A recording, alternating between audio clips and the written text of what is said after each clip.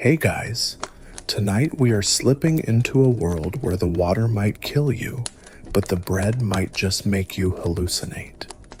We're going back to an era where the line between medicine, magic, and just trying to get through the work week was incredibly blurry. We are going to explore the hazy, buzzing reality of medieval intoxication. Honestly, with the amount of lead, mercury, and questionable fungi we're about to ingest, you probably wouldn't survive a week here without a modern liver transplant.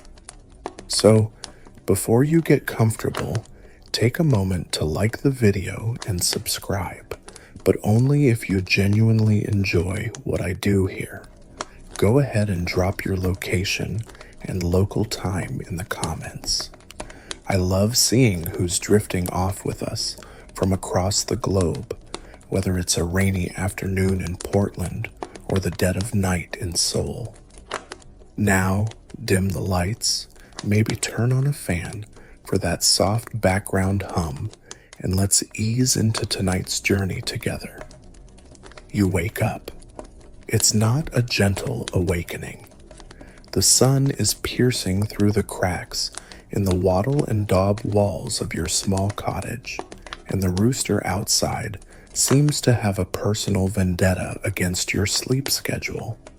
You rub your eyes, feeling the scratchy, straw-stuffed mattress beneath you. The air in the room is thick, smelling of wood smoke, old wool, and damp earth. You swing your legs over the side of the bed frame, your bare feet hitting the packed dirt floor. It's cold. Your throat feels like you've swallowed a handful of that dry straw you were just sleeping on. You are incredibly thirsty. The first instinct of your modern brain is to grab a glass of water. You stumble toward the wooden bucket near the hearth. You lift the ladle, staring into the liquid. It looks clear enough, reflecting the sliver of sunlight, but you hesitate. You have to remember where you are. You're in the year 1340, give or take a decade. You walk to the door and push it open, blinking against the morning light. Down the muddy track that serves as the main street, you see the village stream. It looks idyllic, babbling over gray stones, winding past the willows. But then you look upstream. Just about 50 yards away, the local tanner is washing hides in that water. He's using a mixture of dog feces and urine to cure the leather. A bit further up, the washerwomen are scrubbing the linens of the local lord, which are stained with things you don't want to think about. And just below that, a pig is standing in the shallows, doing exactly what pigs do. In this world, water is lava. Or, at the very least, it's a game of Russian roulette played with your intestines. So, you drop the ladle back into the bucket. You won't be drinking that.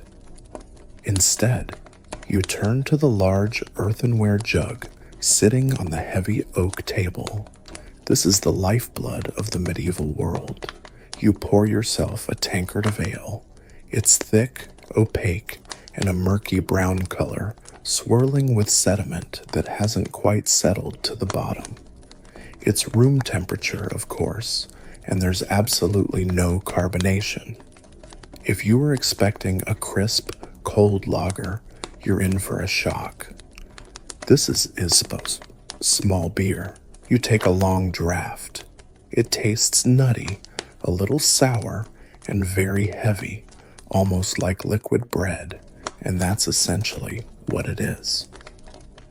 In a world where food scarcity is a constant low-level anxiety, this drink provides a massive chunk of your daily calories. But more importantly, it's safe. The brewing process involved boiling the water, which killed off the cholera and the typhoid, even if the people brewing it had no idea what a germ was. As you finish the tankard, wiping the foam from your lip, you feel it. It's not a drunken stupor. You have to go plow a field or shoe a horse in 20 minutes, after all. It's a gentle, warm fuzziness that settles behind your eyes. This ale has a very low alcohol content, maybe 1 or 2%, but you drink it all day. Breakfast, lunch, dinner. You are constantly maintaining a very mild, functional buzz. It takes the edge off the backbreaking labor and the cold dampness of the cottage. There is actually a fascinating scholarly debate happening right now about this very moment. For a long time, the popular history myth was that medieval people never drank water because they knew it was dangerous. But modern historians argue that it's more nuanced. They found texts where monks explicitly talk about the refreshing taste of a cold spring. It seems it wasn't that they couldn't drink water, but that they viewed water as a base ingredient, distinct from food. According to the medical theory of the four humors, water was cold and wet, and could imbalance your digestion unless you had a fever. Ale, being hot and dry due to the grain and fermentation, was considered a digestive aid. So you aren't just drinking to get a buzz, you're drinking to balance your internal medical humors. At least, that's what you tell yourself as you pour a second cup. You step outside, the mud squelching around your boots.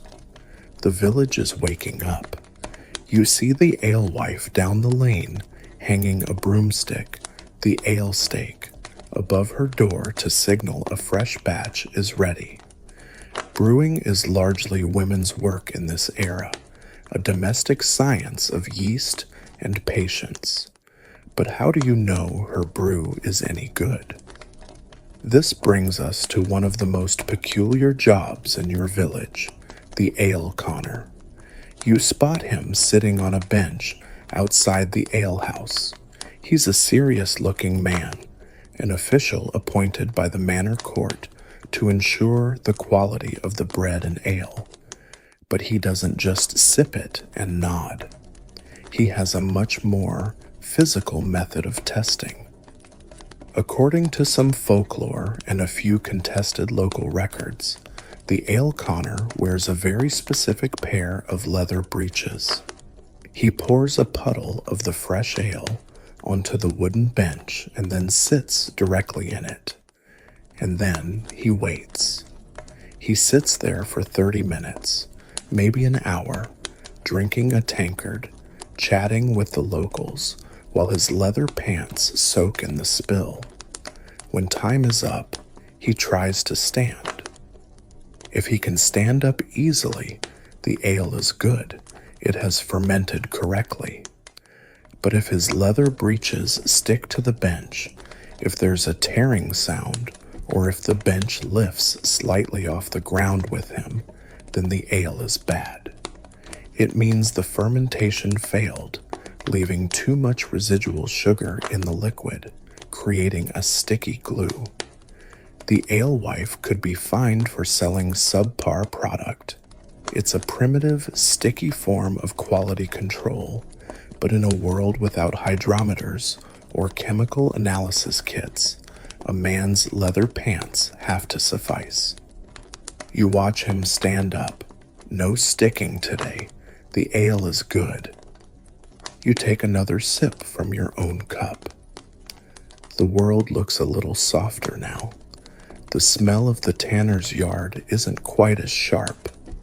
The gray sky seems a little more forgiving. This isn't getting high in the modern sense of escaping reality. This is simply altering reality just enough to make it bearable. This low-level, caloric hum is the baseline of your existence. From the moment you were weaned off milk, You were given small beer. It is the background radiation of the medieval mind. But as you trudge toward the fields, the tankard heavy in your hand, you know that not everyone is satisfied with just bearable. Sometimes the small beer isn't enough. Sometimes the pain of a toothache, the sorrow of a loss, or the sheer boredom of a long winter requires something stronger, something that grows behind the high walls of the monastery on the hill. You look up at the stone walls of the abbey looming over the village. The monks there are chanting their morning prayers, but they are also gardening. And in their garden, they are growing things that can do a lot more than just take the edge off. You leave the muddy tracks of the village behind, trudging up the incline toward the abbey. The heavy, fermented taste of the small beer still coats your tongue, but the mild buzz is already fading, replaced by the exertion of the climb. The noise of the pigs and the shouting tanner fades away, replaced by a profound, disciplined silence. You approach the heavy oak gates of the monastery. You aren't a monk, and usually you wouldn't be allowed past the nave of the church. But today, we are slipping through the side door into the clausura, the enclosed world where the brothers live, pray, and, quite importantly, brew. You step into the hortus conclusus, the enclosed garden. The air here is instantly different. It doesn't smell like wood smoke or animal waste. It smells of damp earth, crushed peppermint, rosemary, and something sharper, almost chemical. The chaos of the village is replaced by rigid geometry. Raised beds are laid out in perfect squares, separated by gravel paths raked with obsessive precision. This is the pharmacy of the medieval world. You see a figure kneeling by a bed of sage. He's wearing a rough wool habit, undyed and coarse, tied with a rope. This is the infirmarian, the monk responsible for the health of his brothers and the local peasantry. He doesn't look up as you approach. He is deeply focused on pruning a bush of hyssop. To him, this isn't just gardening, it is a theological exercise. Every plant here has a purpose ordained by God, some to heal, some to kill, and some to make the long, cold nights of the vigil a little more bearable. While the village down the hill relies on ale to survive, the monks here are pioneering the science of high-proof extraction. They are essentially God's bartenders, preserving the intellectual heritage of the ancients while figuring out how to make a really stiff drink. You follow the infirmarian as he stands, clutching a basket of herbs, and leads you into a low stone building attached to the garden, the still room. Inside, it's dark, lit only by the glow of a small charcoal brazier. Sitting atop the fire is a strange copper contraption that looks like an oversized tea kettle wearing a dunce cap. This is an alembic. It's a piece of technology that filtered into Europe from the Arab world, one of the many souvenirs brought back, intellectually speaking, from the Crusades.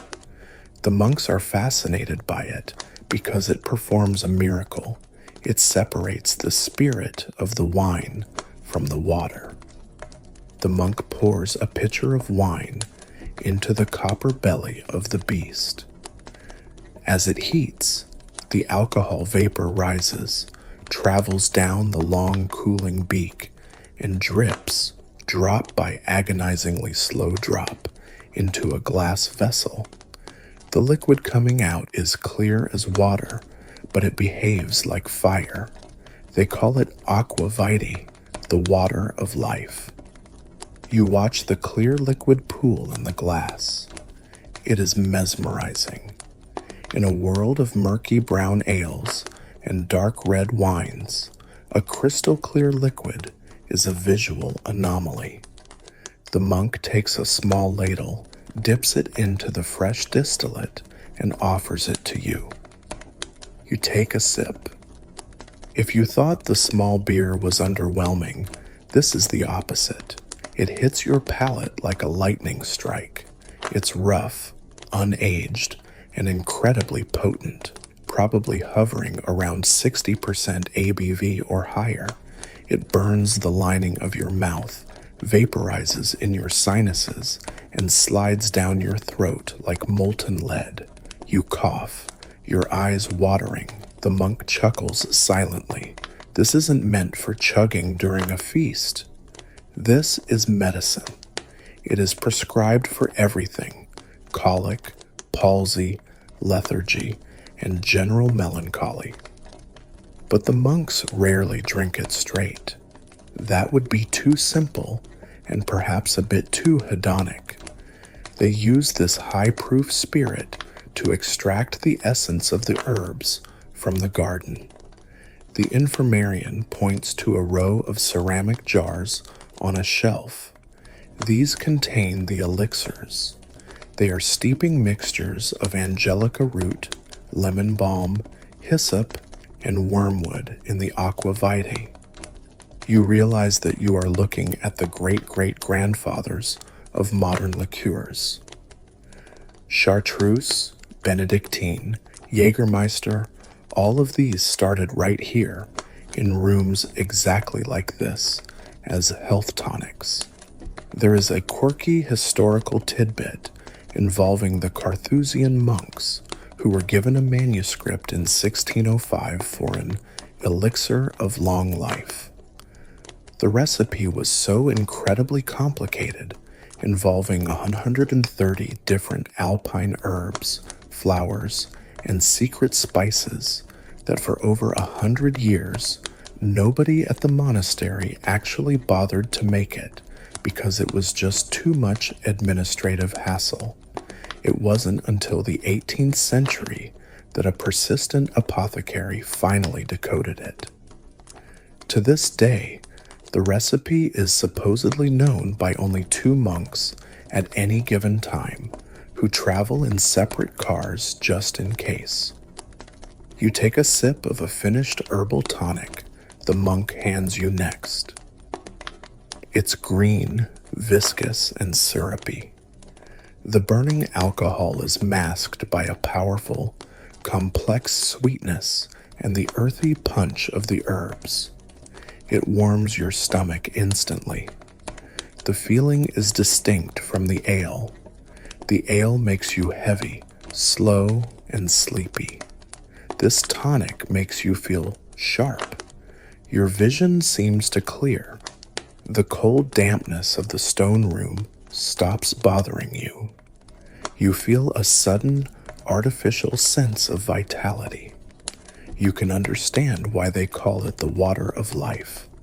It feels like you've just injected pure energy into your veins. However, there is a catch. You are drinking a cocktail of bioactive compounds. Some of these herbs, like wormwood, contain thujone, a psychoactive chemical. Others act as mild stimulants or depressants. You aren't just drunk, you are medicated. Historians still argue whether the monks fully understood the chemistry they were playing with, or if it was purely a process of mystical trial and error. Some scholars suggest that the layout of the monastery garden was actually a coded map of the human body, with plants for the head grown in the north and plants for the bowels in the south. Others argue this is over-romanticizing it, and that the monks were simply practical men trying to preserve their harvest. If you dry an herb, it lasts a winter. If you steep it in alcohol, it lasts forever. As you sit on a stool in the warm, herb-scented still room, sipping your green tonic, You feel a profound sense of safety. The walls of the abbey are thick. The world outside, the plague, the wars, the taxes, feels very far away. You are floating in a botanical haze. The silence of the monastery, once intimidating, now feels like a warm blanket. But even this sanctuary has its limits. The herbal tonic is great for a general sense of well-being or for warming your bones after matins. But what happens when the pain is real? What happens when you have a tooth that's rotting in your jaw or a migraine that feels like a blacksmith is hammering on your temple? The gentle buzz of sage and alcohol won't touch that kind of agony. For that, you need to leave the orderly rows of the monk's vegetable patch and go to the darker, dustier corner of the pharmacy. You need to look for the jar that didn't come from the garden, but from a trader who traveled the Silk Road. You need something that stops the mind completely. You set down the glass of herbal liqueur. The warmth is nice, but your head is starting to throb again, a reminder of the harsh reality waiting outside. The monk sees you rubbing your temples. He nods, his face grave. He moves to the back of the shelf and reaches for a small, innocuous-looking pot made of dark clay. He beckons you closer. It's time to graduate from recreational tonics to heavy sedatives. You lean in closer as the infirmarian uncorks the small, dark clay pot. The smell that wafts out isn't fresh or herbal like the garden outside. It's heavy, earthy, and slightly acrid, like old incense mixed with dried fruit. This is the heavy artillery of medieval pain management. You are looking at a paste made from the dried latex of Papaver somniferum, the opium poppy. In the modern world, the word opium conjures images of Victorian dens or serious illicit drugs. But for you, standing in this dim 14th century room, it's just medicine. Specifically, it's the only thing standing between you and a life of screaming agony. The monk dips a small wooden spatula into the sticky dark brown gum. He doesn't give it to you to eat. Instead, he motions for you to sit on a low stool. You sit, confused. You watch as he takes a small amount of the paste and mixes it with a bit of saffron oil and woman's milk. Yes, you heard that right. Medieval pharmacology often called for human milk as a binding agent, believing it had soothing properties. He grinds this mixture into a smooth salve. Then, surprisingly, he doesn't hand it to you. He steps forward and smears a glob of it directly onto your forehead, rubbing it into your temples. This feels absurd. You're sitting there with brown goo on your face, feeling sticky and ridiculous. But here's the thing. Skin absorption is a valid, albeit slower, delivery method. As the minutes tick by, you feel a strange sensation. The throbbing in your head doesn't just stop. It feels like it's being wrapped in cotton wool. Your eyelids grow heavy. The tension in your neck muscles, built up from sleeping on straw and hauling water, begins to melt like wax near a fire. You are experiencing the poppy tears. That's the poetic name for the latex that oozes out of the scored seed pod of the poppy.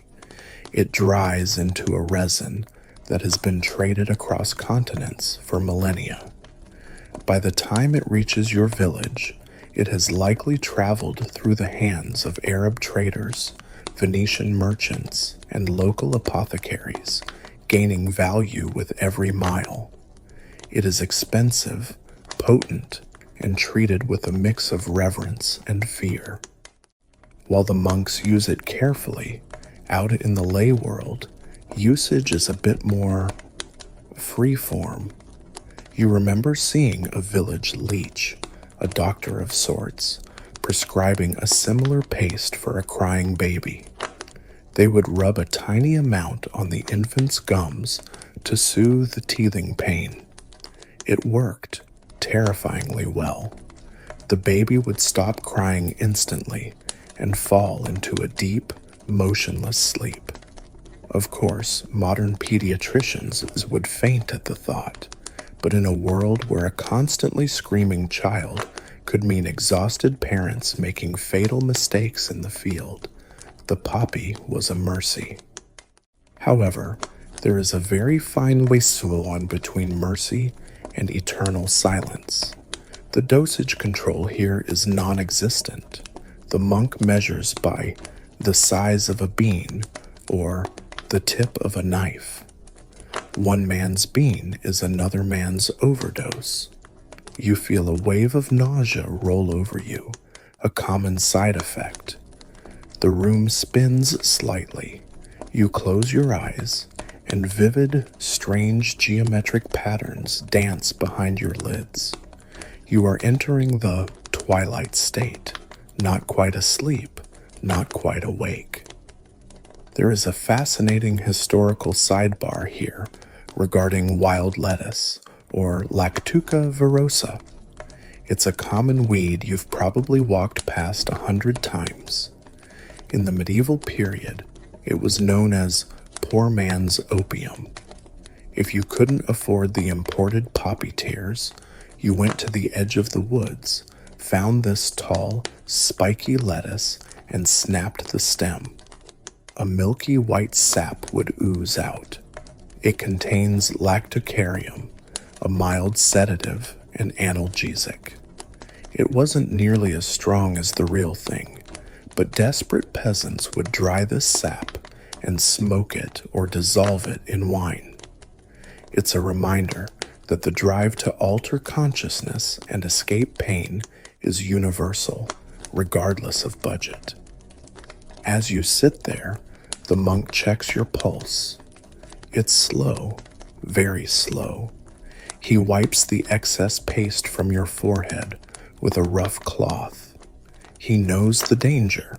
He's seen brothers drift off into a sleep they never woke up from because the apothecary mixed the batch a little too strong or the monk was a little too frail.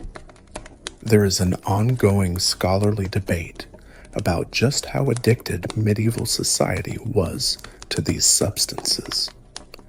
Some historians argue that because access was sporadic and expensive, true addiction was rare compared to the modern opioid crisis.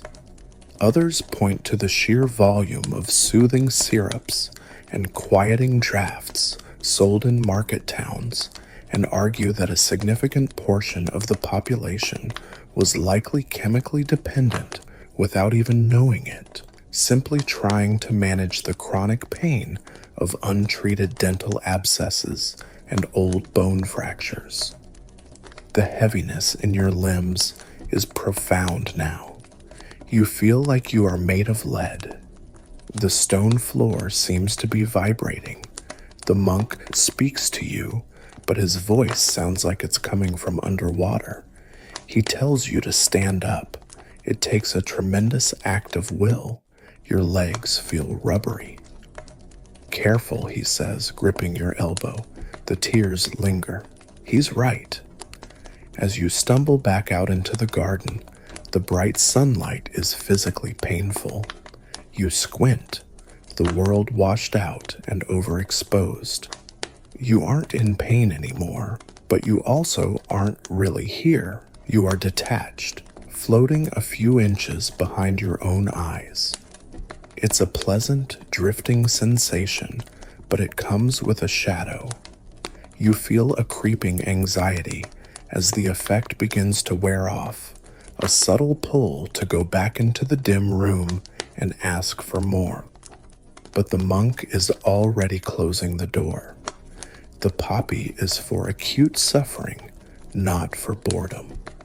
For the next step in our journey, we need something that goes beyond mere sedation. We need something that was designed not just to numb pain, but to obliterate consciousness entirely for the sake of surgery.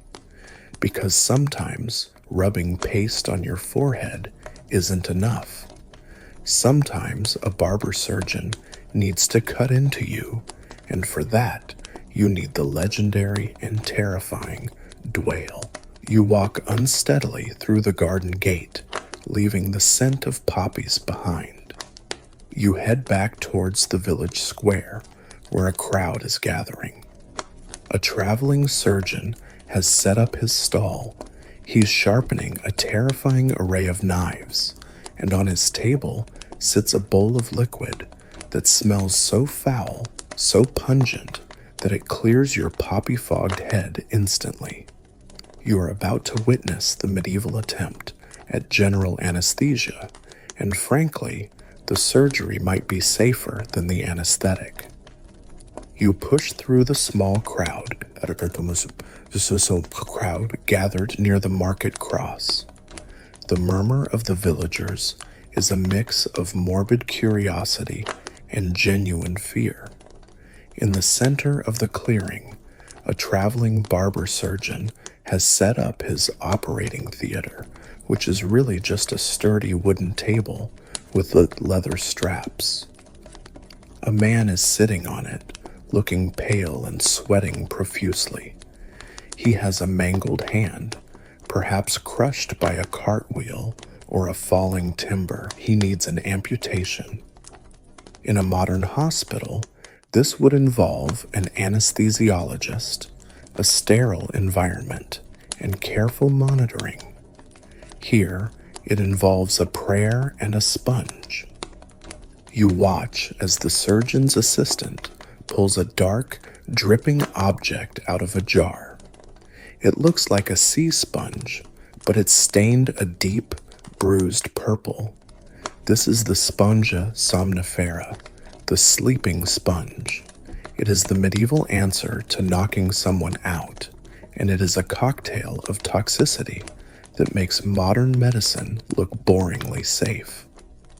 The recipe for the liquid soaking that sponge is known as Dwale. The word itself comes from an old root meaning to go astray or to be delirious, which is a polite way of saying to nearly die. You lean in, trying to identify the smell. It's a pungent, eye-watering vinegar base, but underneath that, there are layers of botanical danger. The standard Dwale recipe is a greatest hits of poisonous plants. It contains the juice of hemlock, opium, henbane, and wild lettuce, all mixed with vinegar and bile, usually from a boar. The surgeon instructs the patient to breathe deeply. He presses the wet sponge over the man's nose and mouth. You watch the man's eyes. First, they widen in panic as the vinegar burns his nostrils. Then, they lose focus. He struggles for a moment, his chest heaving, but then his head lolls back. He is out, or at least, he's immobile. Here is the terrifying reality of the Dwale. It doesn't necessarily work like modern anesthesia, which shuts down the brain's pain receptors. The hemlock in the mixture is a paralytic. It stops your muscles from moving. The opium provides sedation, and the henbane induces amnesia. So, the patient might still be feeling everything, but he is chemically frozen, unable to scream or thrash, and hopefully, the henbane will scramble his memory so he won't recall the trauma later. It's a chemical straitjacket. The surgeon works quickly. He has to. The line between an effective dose of hemlock and a fatal dose is razor thin. If the patient breathes in too many fumes, his diaphragm will stop working, and he will simply suffocate on the table.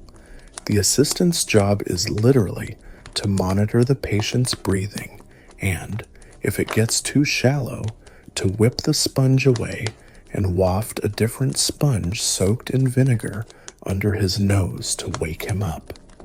It's a primitive on-off switch for the human respiratory system. As the knife does its grisly work, you notice something strange. The crowd isn't watching the surgery, they are watching the patient's face. He is grimacing, twitching slightly. Is he dreaming? Is he in a nightmare? There is a fascinating, lesser-known component often added to these mixtures, mandragora or mandrake. We'll get to the screaming root later, but in this context, it was believed to induce dead sleep. Medical texts from the 12th century calmly advise that if the patient stops breathing, you should shake him violently and shout in his ear. That was the resuscitation protocol. You stand there, mesmerized and horrified. The smell of the vinegar and the metallic tang of blood mix in the air. The surgery is over in minutes. The stump is cauterized with a hot iron, a sound and smell you will never unhear. The assistant removes the sleeping sponge and immediately starts slapping the patient's cheeks, holding the waking sponge of vinegar under his nose. Wake up, man. It takes a long, agonizing minute, then a gasp. The man coughs, his eyes fluttering open. He looks around, wild and confused. He is alive. The crowd lets out a collective breath they didn't know they were holding. But the dwale has a hangover that makes a tequila bender look like a spa day. Survivors of this procedure often reported days of hallucinations, temporary blindness, or waking dreams where they couldn't distinguish reality from fantasy. The henbane, in particular, is a deliriant. It doesn't just make you sleepy, it makes you see people who aren't there and hold conversations with furniture. Historians and medical anthropologists have actually tried to recreate dwale in controlled environments without the human subjects, thankfully. They found that the mixture is incredibly unstable. Depending on the season, the herbs were harvested and the temperature of the room, the potency could vary by 500%. Every time a surgeon used the sponge, he was rolling dice with the patient's life. It's no wonder that many surgeons preferred to just get 4 strong men to hold the patient down and offer a stick to bite on. The sponge was considered a heroic measure, meaning it was only for the desperate. As the patient is carried off, groaning but oblivious to the worst of the pain, you look at the jar of dwale sitting on the table. It looks like harmless, murky water, but you know now that it's a bottle of liquid oblivion. You step away from the surgeon's table, feeling a bit lightheaded yourself just from the fumes. You need fresh air. You wander away from the market square towards the wealthier part of town near the manor house. Here, the concerns aren't about amputation or survival, but about beauty. You see a noblewoman walking with her entourage. She is striking, her skin pale, her dress velvet, but it's her eyes that catch your attention. They are huge, dark pools, the pupils dilated so wide they almost eclipse the iris. She looks ethereal, almost doe-eyed. But you know that look. That isn't natural beauty. That is the result of another plant from the dwale mixture, used in a completely different cosmetic context. She has been using belladonna, the deadly nightshade, and while she thinks she looks alluring, you know she is walking around in a blurry, hallucinogenic fog, barely able to read a prayer book or focus on a face. You follow her procession from a safe distance. The transition from the bloody, vinegar-soaked surgery to the perfumed, blurry world of high-fashion toxicology is jarring. You're about to learn that in the medieval world, the price of beauty was often a mild, permanent trip. You keep pace with the noblewoman's entourage, staying on the other side of the cobblestone street. Up close, the effect of the belladonna is even more pronounced. She moves with a hesitant, floating grace, reaching out to touch a wall or a servant's arm for balance, a little more often than seems necessary. To the casual observer, she appears delicate, refined. To you, knowing what you know, she looks like someone trying to navigate a funhouse maze while heavily intoxicated. Belladonna literally means beautiful woman in Italian, a name that's stuck because of this very practice. The plant, Atropa belladonna, is a close relative of the tomato and the potato, but with a much nastier disposition. It contains atropine, a chemical that blocks the neurotransmitters in your eyes that control the pupil's ability to contract. Essentially, it paralyzes the muscle that shrinks the pupil. The result? Giant, dark, limpid eyes that were considered the height of seductive fashion in medieval and Renaissance Europe. You watch as she pauses to look at a merchant's display of silks. She squints, tilting her head. She can't see the details of the embroidery. Atropine destroys your near vision. She is functionally far-sighted to an extreme degree. Everything within arm's reach is a blurry, impressionistic smear. She has to rely on her servants to tell her if the stitching is good quality. But the vision issues are just the tip of the iceberg. As you walk, you notice her cheeks are flushed a bright, feverish pink. This isn't rouge. Belladonna inhibits sweating and raises body temperature. She is literally overheating in the cool air. The old medical mnemonic for atropine poisoning describes her state perfectly. Blind as a bat, mad as a hatter, red as a beet, hot as a hare, dry as a bone. That last part, mad as a hatter, is where the intoxication comes in. Belladonna is a deliriant hallucinogen. Unlike the colorful, geometric visuals of modern psychedelics, deliriants produce hallucinations that are indistinguishable from reality. As she walks, you see her pause and smile at an empty space in the air.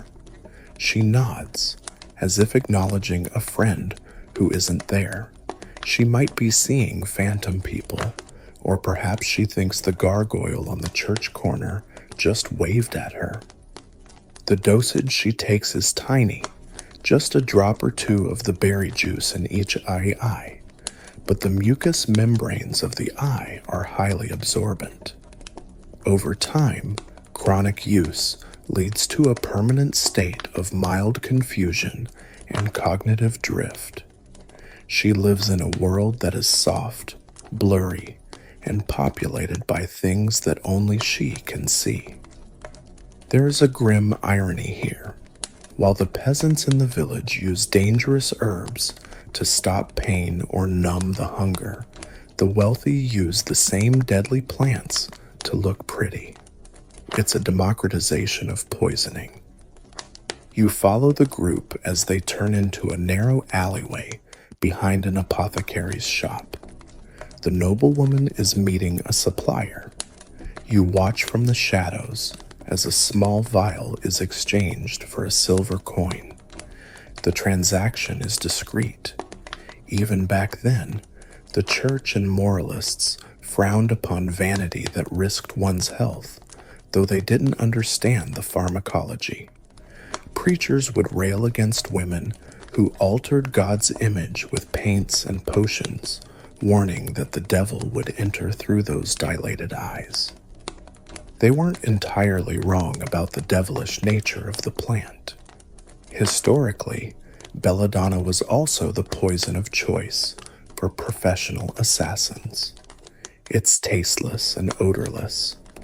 A few extra drops in a husband's wine, and the beautiful woman becomes a wealthy widow. The symptoms, confusion, fever, rapid heartbeat, mimicked so many natural medieval illnesses that it was the perfect crime. As the noblewoman walks away, clutching her vial, you stay behind near the apothecary. The smell coming from the back of the shop is intriguing. It's not just herbs, it's fat, rendering animal fat. You see the apothecary stirring a cauldron of yellowish grease. He's adding handfuls of green leaves to it, hemlock, wolfsbane, and more belladonna. This isn't for eyes, this is a flying ointment. You are about to stumble into one of the most misunderstood and sensationalized aspects of medieval history. We've all heard the stories of witches flying on broomsticks. But what if the flying wasn't aerodynamic, but pharmacological? What if the broomstick wasn't a vehicle, but an applicator? The apothecary pours the cooling grease into small wooden jars. He labels them with cryptic symbols. This is a transdermal delivery system. The skin, especially the thin skin in certain sensitive areas of the body, absorbs lipid-soluble chemicals very well. You watch him work, realizing that the boundary between medicine, cosmetic, and witchcraft is practically non-existent. The same plant that makes the lady's eyes pretty and stops the amputee from screaming is now being cooked into a grease that will convince a lonely housewife she is soaring over the church steeple to dance with demons. The sun is beginning to dip lower, casting long shadows. You leave the apothecary and head toward the edge of the village where the woods begin. The stories say that this is where the witches gather.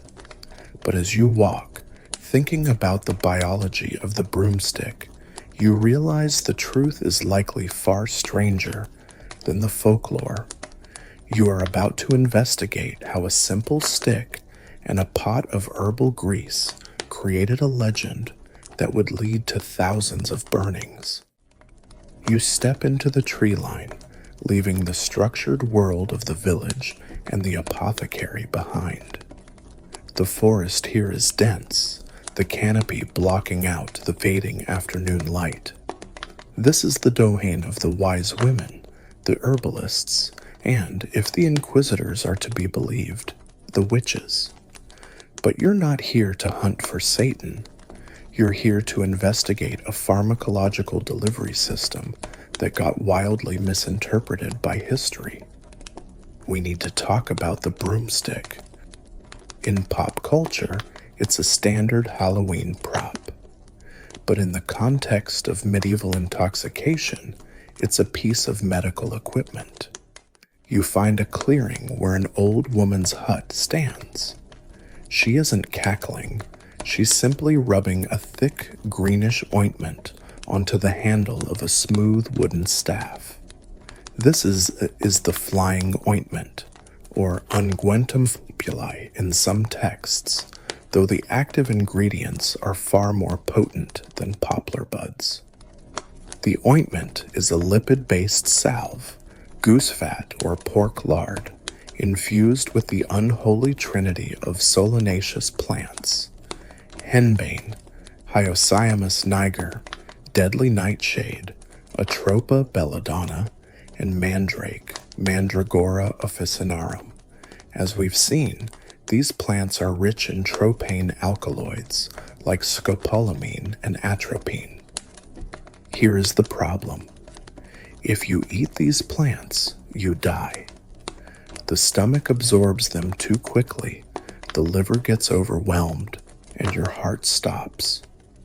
But if you apply them to the skin, absorption is slower, and if you apply them to mucous membranes, the thin, blood-rich skin of the armpits, the groin, or the genitals, the chemicals enter the bloodstream directly, bypassing the stomach, inducing a potent, long-lasting hallucination without usually killing you. So, the broomstick. Historical court records from the 15th century, like the investigation of Lady Alice Keitler, contain confessions, often under duress admittedly, where women describe greasing a staff and riding it. In the privacy of their homes, women would apply the salve to the wood and then straddle it. The broomstick was essentially a transdermal applicator for the most sensitive part of the female body. As the alkaloids hit the bloodstream, the physical sensation is distinct. Scopolamine induces a feeling of weightlessness, a dissociation from the body. You feel like you are floating, falling, or flying. Combined with the deliriant hallucinations of henbane, which often involve beasts, fur, and wild, frenetic dancing, the user experiences a vivid, lucid dream of soaring through the night sky, attending a sabbat, and feasting with strange creatures. You watch the woman in the clearing lean the staff against her cottage wall. She isn't flying anywhere physically. She will likely curl up by the fire, slip into a trance, and in her mind, she will travel hundreds of miles. There's a tragic, scholarly debate here. Some historians argue that these witches were simply local healers using traditional shamanistic practices to enter trance psyches for divination or healing, much like ayahuasca ceremonies in the Amazon. They were seeking spiritual knowledge or a break from the crushing drudgery of peasant life. The church, however, couldn't distinguish between a drug-induced hallucination and a literal pact with the devil. If a woman said, "I flew to the mountain last night," the inquisitor wrote down, she physically flew using demon magic, not, she had a really intense trip on henbane. This misunderstanding fueled the fires of the witch trials.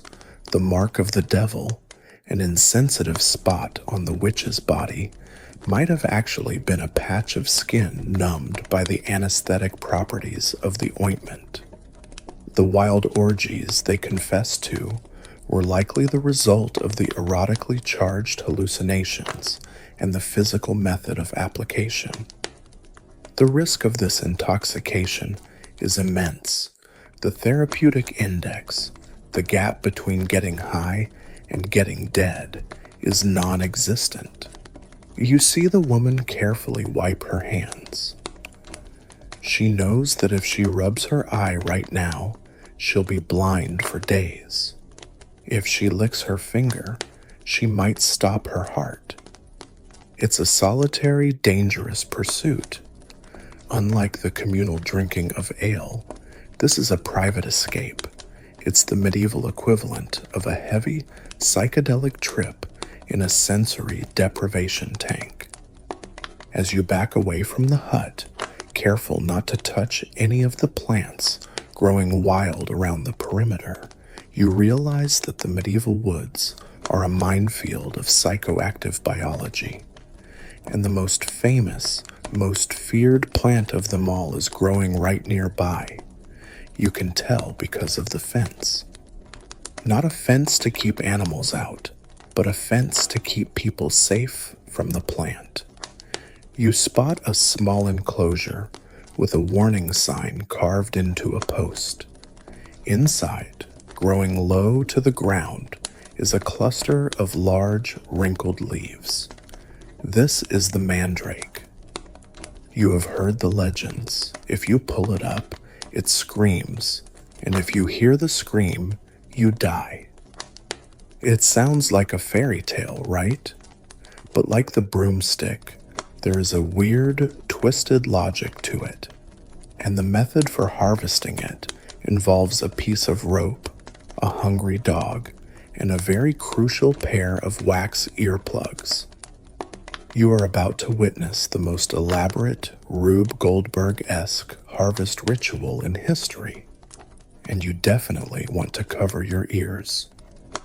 You stand at the edge of the enclosure, staring down at the plant that has terrified Europe for 1,000 years. Honestly, it's a bit underwhelming. The mandrake, or Mandragora officinarum, looks like a jagged, oversized lettuce that's having a bad hair day. The leaves are dark green, crinkled, and lie flat against the earth in a rosette pattern. If you didn't know any better, you'd step right on it. But you do know better, and so does the professional root digger who has just arrived next to you. He is a specialist, a man who charges a premium because his job involves a high probability of supernatural death. He sets down his kit, a spade, a length of cord, a hunk of dried meat, and a very confused-looking stray dog. You watch as he prepares for the extraction. This is not gardening. This is bomb disposal. The legend of the mandrake is specific and brutal because the root often forks into two legs. It bears an uncanny resemblance to a human body. In the medieval mind, this wasn't a coincidence. It was biology mimicking humanity. The belief is that when you rip this little plant person from the womb of the earth, it shrieks. It screams in such agony and with such a piercing, unearthly frequency that anyone who hears it will instantly go insane or drop dead on the spot. So how do you harvest a vegetable that has a sonic defense system? You outsource the risk. The digger hands you 2 balls of beeswax. You know what to do. You squish them into your ears, molding them tight until the sounds of the forest, the wind in the branches, the birds, the breathing of the dog, are muffled into a dull silence. The digger does the same. Now the entire scene plays out for you in a strange, silent pantomime. You watch him kneel. He takes an ivory stake, never iron, as iron is believed to offend the spirits, and begins to gently loosen the soil around the base of the plant. He digs deep, exposing the top of the thick brown root. He works with the precision of an archaeologist, careful not to nick the skin of the creature beneath the dirt. Once the root is loose, but still anchored by its taproot, he takes the cord. He ties one end securely around the neck of the mandrake. The other end he ties to the collar of the dog. The dog, a scruffy terrier mix, is wagging its tail, thinking this is a game. You feel a pang of sympathy. The dog is the designated sacrifice. According to the lore, the living being that pulls the root absorbs the fatal energy of the scream. The digger stands up and backs away. He gestures for you to move back too. We retreat to a safe distance, maybe 20 paces. The dog is sitting by the plant, looking at us expectantly. The rope is slack. Then the digger reaches into his pouch and pulls out the bait, a piece of choice, smelly beef. He waves it to get the dog's attention. The dog's ears perk up. The digger winds up and throws the meat in the opposite direction, as far away from the plant as possible. The dog bolts. The rope snaps taut. There is a violent jerk. A clump of earth flies into the air, and the mandrake is ripped from the ground. In your muffled silence, you see the dog stumble, then shake its head. In the legends, the dog would collapse and die instantly, sacrificing its life for your medicine cabinet. In reality, the dog just looks annoyed, barks at the trailing root chasing him, and runs to eat the beef. The digger waits a moment, just to be sure the shriek has faded into the ether, then walks over, unties the dog, and retrieves the prize. He holds it up for you to see. It's grotesque. The root is dark, muddy, and wrinkled, about the size of a large carrot, but split at the bottom to form two legs. Lumps and bumps on the side suggest arms. It looks like a little petrified mudman. This visual similarity is the basis of the doctrine of signatures, a medieval medical theory stating that herbs look like the body parts they are meant to cure. Walnuts look like brains, so they cure headaches. Lungwort looks like lung tissue, so it cures coughs. The mandrake looks like a whole person, so it is the master cure, a panacea for everything from infertility to possession to insomnia. The digger wraps the root in a piece of silk. This ugly little vegetable is worth more than its weight in gold. A perfect specimen can sell for enough to buy a small farm. This incredible value has led to a thriving black market of counterfeits. There is a quirky historical sidebar where unscrupulous carvers would take common bryony roots or even large carrots, carve them into little human shapes, insert grains of barley into the head so they would sprout looking like hair, and sell them to gullible nobles as genuine mandrakes. You have to respect the hustle. Historians still argue whether the scream myth was genuinely believed, or if it was a clever bit of economic protectionism invented by the herbalists. If you tell everyone that harvesting this plant will kill them, you effectively secure a monopoly. It's the medieval equivalent of digital rights management, DRM. By adding the dog, the wax, and the danger, they ensured that no amateur would dare try to undercut their prices. The digger offers to sell you a dried slice of the root. You decline. You know that while it is a powerful sedative, it contains scopolamine, just like the flying ointment. The line between a good night's sleep and a coma is terrifyingly thin. Plus, holding it feels weirdly like holding a dried out action figure. As the digger packs up his tools and his perfectly alive dog, you feel a rumble in your stomach. It's been a long time since that morning ale. The sun is high now, and the shadows of the trees are shortening. You need real food. You need bread. You say goodbye to the root man and head back toward the village bakery. The smell of baking dough wafts through the air, warm and comforting. It's the smell of safety, of civilization. Bread is the staff of life, the one thing you can trust in this chaotic world, or so you think. As you walk, you notice the fields of rye swaying in the wind. Rye is the staple grain here. Wheat is for the rich. But look closer at the stalks. Among the golden ears, there are strange purplish black spurs growing on the grain. They look like little burnt fingers poking out of the husk. The farmers call it cock's spur because of the shape. They think it's just a harmless blemish caused by a bad season. They harvest it, grind it, and bake it right into the flour. You are about to learn that your daily bread might be the most potent hallucinogen on the menu. You are about to take a bite of a loaf that bites back. You are walking straight into a mass poisoning event that history will remember as St. Anthony's Fire, but which you will experience as a trip to hell and back. You step into the village bakery.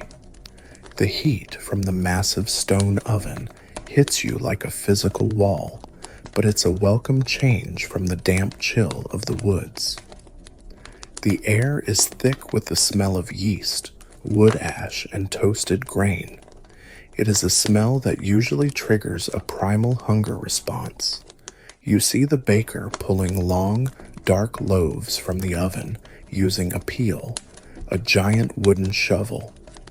The bread here isn't the fluffy, white wonder bread of the future. This is maslin, or pure rye bread. It is dense, heavy as a brick, and dark brown. You buy a small loaf for a copper penny. It's still warm. You tear off a chunk. As you chew, you notice the flavor is complex. It's earthy, a little sour, which is normal for rye, but there's also a strange, subtle bitterness to it. If you looked really closely at the flour before it was baked, you might have seen tiny black specks peppered throughout the grayish powder. Those weren't bran. They were ground up bits of Claviceps purpurea, a parasitic fungus that loves damp, cool springs. Exactly the kind of weather your village had this year. You finish the bread, feeling satisfied. You've just eaten a significant dose of ergot alkaloids. You walk back out into the sunlight. At first, you feel fine. Ergotism is a slow creeper. It starts with the fingers. About an hour later, you feel a tingling sensation in your fingertips, like they've fallen asleep. You shake your hands, trying to get the blood flowing, but the pins and needles don't stop. They intensify. Then comes the formication. This is a specific medical term for the sensation that ants are crawling under your skin. You scratch at your arm, but there's nothing there. It's a phantom itch generated by your nervous system misfiring. And then the fire starts. It begins in your toes and spreads up your legs. It is an intense, searing, burning sensation, as if you are standing ankle deep in invisible flames. This is why the medieval world calls this affliction St. Anthony's Fire. The pain is caused by extreme vasoconstriction.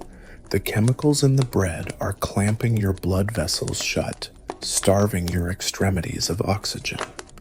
In severe cases, your limbs would turn black and eventually just fall off.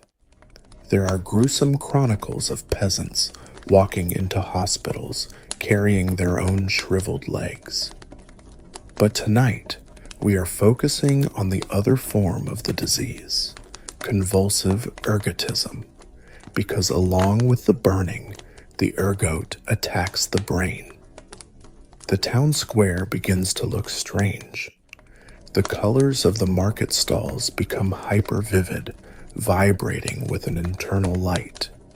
You see a chicken pecking at the dirt, but suddenly it looks like a small dragon.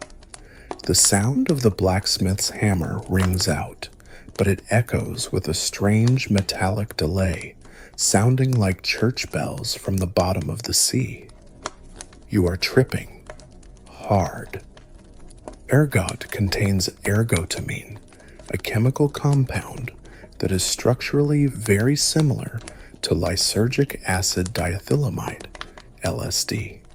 In fact, when the Swiss chemist Albert Hofmann accidentally synthesized LSD in 1938 and took the world's first acid trip while riding his bicycle home, he was working with these very same rye fungus chemicals.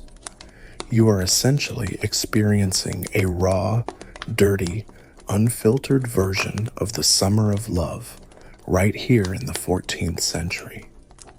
But unlike a controlled dose in a therapist's office or a groovy concert, you have no idea what is happening to you.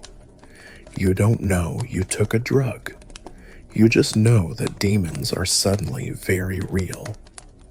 You look around and realize you aren't the only one. Since everyone buys bread from the same baker, the whole village is dosing itself simultaneously. You see a woman dancing in the street. She isn't dancing for joy. She is jerking spasmodically, her limbs flailing in response to invisible music. She is screaming about angels coming out of the sun. A man is cowering against a wall, swatting at invisible hornets. This leads to one of the biggest scholarly debates in historical epidemiology. Did ergotism cause the Salem witch trials? Some historians have looked at the weather records for Salem, Massachusetts in 1691. It was a wet, cool spring, perfect for ergot. The symptoms reported by the afflicted girls, pinching sensations, convulsions, hallucinations, match ergot poisoning almost perfectly. It is a compelling theory, an entire community driven to paranoia and judicial murder by a bad batch of sourdough. Other scholars push back, arguing that the symptoms in Salem were too intermittent and that convulsive ergotism is rare compared to the gangrenous type. They suggest it was plain old social hysteria, but standing here, watching your neighbor argue with a lamppost, the fungus theory feels pretty convincing. You stumble toward the church. The Order of St. Anthony was established specifically to treat this illness. Their hospitals were painted red to mimic the fire of the disease. The monks there offered a cure that actually worked, though they didn't know why. They fed the patients pork and clean, white bread made from wheat.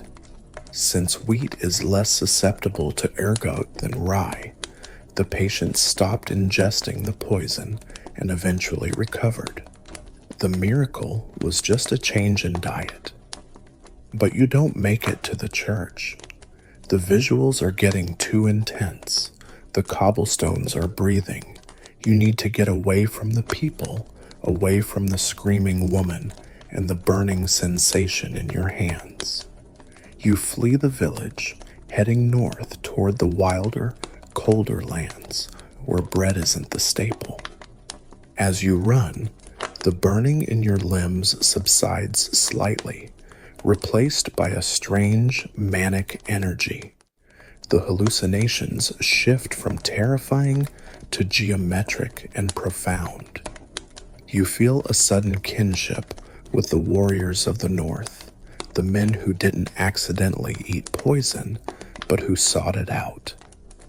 You are leaving the realm of accidental peasant poisoning and entering the world of weaponized intoxication. You are going to meet the berserkers, and they aren't eating moldy bread. They are eating something red with white spots that grows under the birch trees. You find yourself in a pine forest, the air crisp and cold. The architecture here has changed.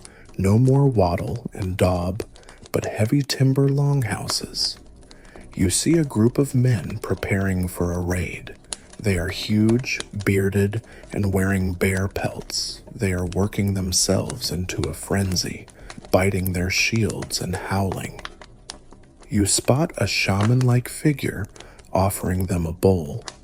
Inside are dried mushroom caps. You have arrived just in time for the pre-game meal. You are about to debate the fly agaric theory and see if a mushroom really can turn a man into a bear. You stand shivering slightly in the crisp, pine-scented air. The transition from the hallucinations of the rye fields to this Nordic chill is jarring. You are now far to the north, among the fjords and the deep, silent forests of Scandinavia. The men around you are not the starving peasants of the previous village. They are berserkers, and they are terrifying. You watch them pacing around the fire. They are working themselves into the legendary berserker gang, the fury that makes them immune to fire and iron. One warrior is literally gnawing on the rim of his heavy wooden shield. Another is howling at a tree. It looks like performative masculinity taken to a chaotic extreme, but you suspect there is a chemical catalyst at play. Your eyes drift to the shaman figure seated on a reindeer pelt. In his wooden bowl, there isn't ale or wine. There are dried caps of the most iconic mushroom in the world, the Amanita muscaria, or the fly agaric. You know this mushroom. It's the emoji mushroom. It's the Super Mario mushroom. It's the red toadstool with the white spots that sits in every fairy tale illustration of a gnome's house. In the modern world, it's cute whimsy. Here, it is potentially high-octane rocket fuel for homicide. The theory that Viking berserkers used Amanita muscaria to induce their rage was actually popularized in the 18th century by a Swedish scholar named Samuel Odman. He saw Siberian shamans using the mushroom and thought, aha, that explains the Vikings. You watch as the shaman hands a dried cap to the shield eater. The warrior chews it grimly. This is a critical detail. The drying. Fresh fly agaric contains ibotenic acid, which is basically a neurotoxin that makes you incredibly sick, nauseous, and confused. But when you dry the mushroom or heat it, the acid decarboxylates into muscimol. Muscimol is a potent psychoactive compound that acts on the GABA receptors in your brain. So what happens when the warrior swallows it? He doesn't see pink elephants. Muscimol intoxication is weird. It creates a state of macropsia. This is a visual distortion where objects appear much larger or smaller than they actually are. A small root on the ground might look like a fallen tree trunk. A pebble might look like a boulder. This is actually where Lewis Carroll got the idea for Alice growing and shrinking in Wonderland. He had read reports of Amanita usage. Imagine being a Viking warrior. You eat the mushroom. Suddenly, you feel a surge of energy.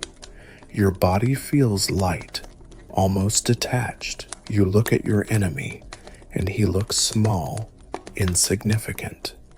You look at yourself, and you feel like a giant. The fear center of your brain is dampened. You are trembling, not from cold, but from a surplus of misfiring nerve signals. That shield biting, it might just be a way to handle the involuntary jaw clenching and muscle spasms caused by the drug. But there is a peculiar pharmacological loophole that the shaman might be exploiting to make the experience safer, and it involves the reindeer standing calmly at the edge of the camp. Reindeer love these mushrooms. They seek them out in the snow, and unlike humans, Reindeer have livers built like tanks. They can process the toxic ibotenic acid without issue. But the psychoactive muscimol, that passes right through their system, largely unchanged, and comes out in their urine. You look at the leather flask the shaman is holding. You realize with a dawning, mild horror what might be inside. Siberian tribes were known to collect the yellow snow or the urine of reindeer that had eaten the mushrooms, or even the urine of the shaman who ate them first, and drink it. It was a primitive filtration system. The liver filters out the nausea-inducing toxins, leaving a pure, potent, recycled psychedelic cocktail. It's arguably the grossest biohack in history. You watch the warriors pass the flask. You politely decline when it comes your way, pretending to be busy adjusting your boot. As the drug takes hold, the camp becomes a scene of controlled chaos. The men are shivering, a classic symptom of Amanita, but they interpret it as the spirit of the bear or the wolf entering them. They strip off their chainmail. They don't feel the cold. They don't feel pain. If you were to cut them now, they probably wouldn't even register it until the drugs wore off hours later.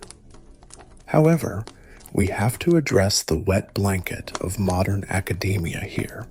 While the mushroom theory is famous, many modern historians hate it. They argue that Amanita muscaria is actually a terrible drug for combat.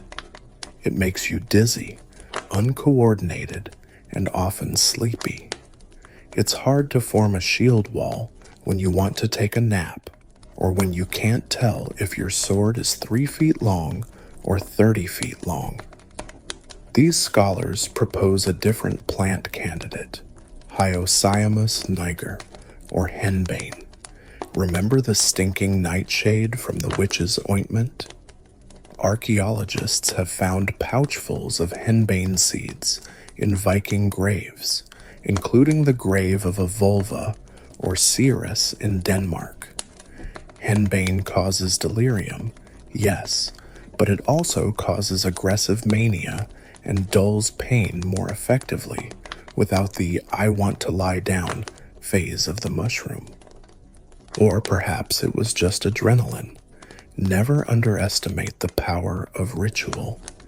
If you spend 3 hours chanting, screaming, hyperventilating, and convincing yourself you are a bear, your brain releases a flood of natural endorphins and cortisol that can mimic a drug high. It's the placebo effect, but with axes. The warriors are moving now, heading toward their longships. You follow them to the water's edge. The effect of the atmosphere is intoxicating in itself. The chanting is rhythmic, hypnotic. You can see how in the heat of the moment, surrounded by your brothers, believing you are possessed by Odin, you wouldn't need a mushroom to do something crazy. But the glassy, dilated look in their eyes suggests they had a little chemical help regardless. As they push the boat into the icy gray water, you decide not to join the raid. The North Sea is cold, and the come down from Fly Agaric involves a deep, comatose sleep that lasts for 12 hours. You don't want to wake up in a puddle of drool while a Saxon is swinging a hammer at you. Instead, you let the scene of the fjords fade. You watch the longship disappear into the mist, a vessel of chemically imbued rage heading for the horizon. You turn away from the ice and snow. You need warmth. You need civilization. You need to go where the Vikings eventually went, not to raid, but to trade and engage in holy wars. You are going to travel south and east. You are heading to the Holy Land. The Crusades are in full swing, And while the knights are fighting for Jerusalem, they are also discovering that the Saracens have a very different approach to intoxication. In Europe, booze is king, but in the Arab world, alcohol is haram, forbidden. This prohibition, however, created a vacuum that was filled by a sticky, resinous substance that smells like spices and earth. You find yourself walking through a dusty, sun-baked market in the Levant. The air is hot and dry, smelling of roasting meat and cumin. You are wearing a heavy wool tunic that is entirely inappropriate for this climate. You see a group of Templar knights sitting in the shade, looking exhausted and confused. They are staring at a local man who is smoking from a strange water pipe. You are about to investigate the Hashishin legends and how the Crusaders brought back more than just relics. You are about to learn what happens when a culture that drinks gallons of wine collides with a culture that prefers to eat its buzz. You wipe the sweat from your forehead and it comes away gritty with sand. The cool, pine-scented air of the Norse fjords is a distant memory, replaced by the relentless, hammering sun of the Levant. You are standing in the shadow of a Crusader castle, perhaps Croix de Chevalier, looking out over a landscape that is stark, beautiful, and utterly alien to your European eyes. The air smells of dry earth, donkey dung, and the faint, sweet smoke of incense drifting from the local souk. You are here with the Crusaders, Franks, English, Germans, men who marched thousands of miles in heavy wool and chainmail to fight for a city they'd only ever seen in stained glass windows. But while they came for salvation and land, they are currently getting a crash course in cultural pharmacology. You watch a group of off-duty soldiers sitting in the shade of a date palm. They are drinking wine, of course. The Crusaders brought their thirst with them, and the local Christian communities in the Holy Land have been making wine for millennia. But the soldiers are staring suspiciously at a group of locals nearby who are not drinking. Instead, they are passing around a small, ornate box. Inside isn't gold or relics, but small, greenish-brown balls that look like dried figs or clumps of clay. You are witnessing the European introduction to cannabis sativa, specifically in its concentrated resin form, hashish. In Europe, hemp is boring. It's rope. It's the scratchy tunic you're wearing. It's the sails on the ships. You grow it, you beat the stalks, you weave it. The idea of eating it to see God would strike the average medieval peasant as similar to eating a burlap sack. But here, in the Arab world, the plant is treated with a very different kind of reverence. Because alcohol is forbidden, haram, in Islam, the human drive for intoxication found a loophole. While many strict scholars condemned hashish too, it existed in a gray area for centuries. It was the wine of the poor, the herb of the fakirs. And unlike the smoking culture of the modern era, remember, tobacco won't arrive from the Americas for another few centuries. Hashish in the medieval Middle East is primarily eaten. You watch a local man pop one of the pellets into his mouth. It's likely a majun, a confection made by mixing hashish resin with honey, nuts, spices like cardamom and nutmeg, and sometimes datura, just to keep things interesting. It's an ancient edible. The Crusaders are baffled. They watch the men giggling, becoming lethargic or staring at the patterns in the sand with intense fascination, to a knight whose idea of a good time is getting loud, aggressive, and falling off a bench. This quiet, introspective intoxication is deeply suspicious. They call it the Saracen sorcery. This suspicion is about to curdle into one of the most enduring legends in history, the legend of the assassins.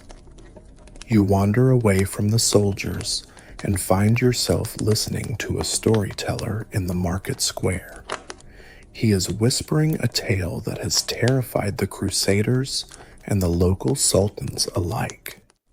He speaks of the Old Man of the Mountain, a mysterious leader named Hassan-i Seba, who rules from an impregnable fortress called Alamut, high in the Persian mountains. The story goes like this. Hassan has a private garden hidden within his fortress.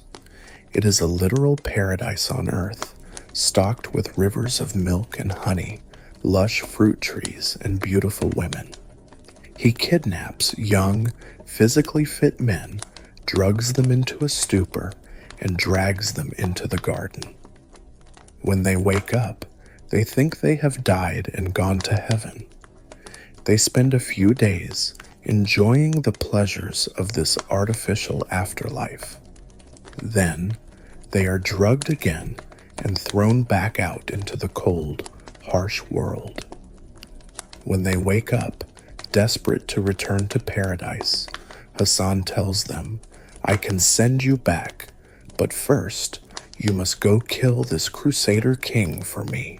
According to the legend, famously repeated later by Marco Polo, the drug used to transport them was hashish. The killers became known as the Hashishin, the hashish users. It is the etymological root of our modern word, assassin. You picture these stone-cold killers wandering the markets, waiting to strike with a poisoned dagger, fueled by a desire to get back to their drug-induced heaven. It's a fantastic story. It has sex, drugs, violence, and a secret mountain base. It's basically the plot of a medieval James Bond movie. But here is where you, the savvy time traveler, have to navigate the scholarly debate. Most modern historians think this entire story is a smear campaign. The Nizari Ismailis, the group labeled as assassins, were a persecuted religious minority. They were outnumbered and surrounded by enemies. They used targeted political assassination as a survival strategy because they couldn't field a large army. The term Hashishia was likely used by their enemies as a derogatory slur, meaning social outcasts or rabble, similar to calling someone trash. It didn't necessarily mean they were literally high on drugs during their missions. Think about it. Have you ever tried to plan a complex, high-stakes political assassination while stoned? It's hard enough to order a pizza. The idea that these elite sleeper agents were stumbling around under the influence of a heavy sedative while performing precision knife work is pharmacologically unlikely. Yet the Crusaders love this story. They eat it up. It explains why these enemies are so fearless. It dehumanizes them. And, ironically, it sparks a curiosity. You see a knight discreetly buying a lump of the green resin from a merchant, telling his friends he's just bringing it back as a medical curiosity to show the court physicians. This is how the knowledge trickles back. It won't become a craze in Europe for centuries, not until the romantic poets of the 19th century start eating hashish jam in Paris, but the seed is planted here in the dust of the crusade. You leave the market, your head spinning with the heat and the smell of spices. You need to cool down. You need water. But more than that, you need clarity. The hashish is too muddy, too hazy. The ale is too heavy. The world is changing. We are moving toward the late Middle Ages, and men are no longer satisfied with just finding plants in the ground. They want to master matter. They want to purify the world. You are leaving the religious wars behind and entering the laboratory. You are going to meet the alchemists. You step through a shimmering heat haze and find yourself in a clutter-filled workshop in a European city, maybe Prague or Paris. The room is filled with glass vessels, strange diagrams of dragons eating their own tails, and the smell of sulfur. The man hunched over the workbench isn't trying to get high. He's trying to live forever. He is searching for the philosopher's stone. But in the process, he has convinced himself that drinking liquid metal is a good idea. You are about to witness the Quicksilver dreams. You step out of the glaring sun of the Levant and into the cool, smoky darkness of a basement laboratory in 15th century Europe. The air here is acrid, stinging your eyes with the fumes of sulfur, charcoal, and something metallic that tastes like copper pennies on your tongue. This is the workspace of an alchemist. He is hunched over a workbench cluttered with glass retorts, bubbling crucibles, and manuscripts covered in cryptic symbols, green lions, red kings, and dragons eating their own tails. He isn't a doctor, and he isn't a priest. He is a proto-scientist, a man obsessed with the idea that nature is a code that can be cracked. And his current obsession is the heavy, shimmering liquid sitting in a small dish in front of him. Mercury. To you, mercury is a neurotoxin. It's the stuff your parents warned you never to touch if a thermometer broke. But to the medieval alchemist, this is quicksilver, argentum vivum, living silver. It is magical. It is the only metal that is liquid at room temperature. It doesn't wet your finger. It beads up and rolls away like it has a mind of its own. It is heavy, cold, and beautiful. In the alchemical worldview, mercury is not just an element. It is the first matter, the fluid soul of all metals.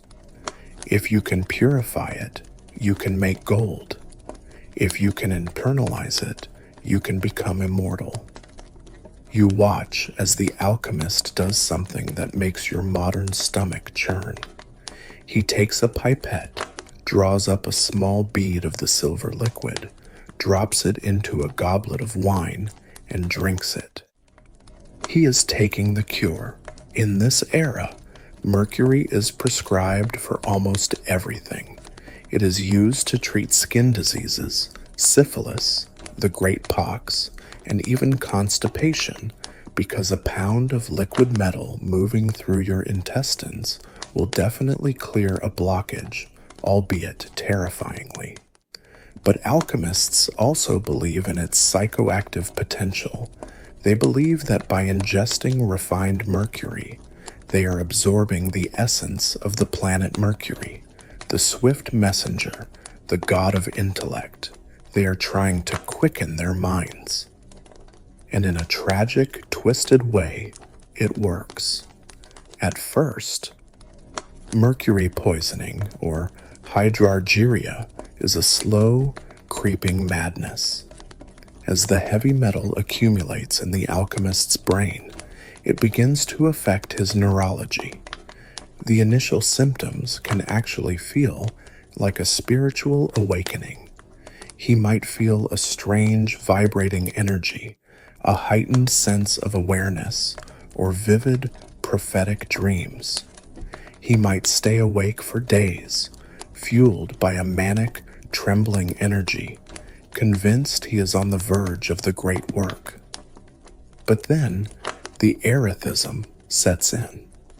This is the medical term for the specific neurological cluster of mercury poisoning.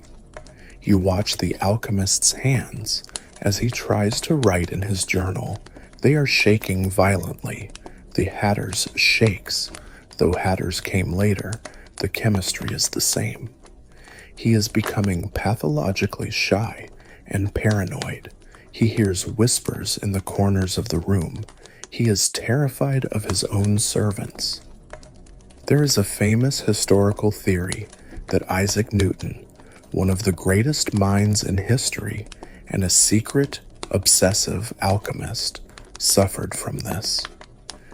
During his Black Year of 1693, he had a nervous breakdown, wrote wild, paranoid letters to his friends, accusing them of plotting against him, and suffered from severe insomnia.